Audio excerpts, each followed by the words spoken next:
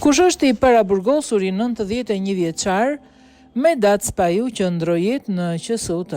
I paraburgosuri Medat Spaju, 91 vjeç, ka ndruar jetë në reanimacionin qendror të QSUT si pasojë e një embolie pulmonare. Ai ishte arrestuar në 14 mars për vrasje të mbetur në tentativë lidhur me një çështje familjare. Pas arrestimit, Spaju ka qëndruar fillimisht në IEVP Durrës dhe më pas është shtruar për trajtim të specializuar në Spitalin Shefqet Ndroqi në Tiranë. Në fund të marsit u transferua në QSUT, ku gjendja e tij u rëndua dhe në 2 prill u shtrua me urgjencë në reanimacionin qendror. Burimet bëjnë me dije se pacienti vuante gjithashtu nga hipertensioni, diabeti, pasojat e një AVC dhe një frakturë subtrokartenike. Autoritetet kanë njoftuar familjarët dhe po ndjekin procedurat ligjore për rastin.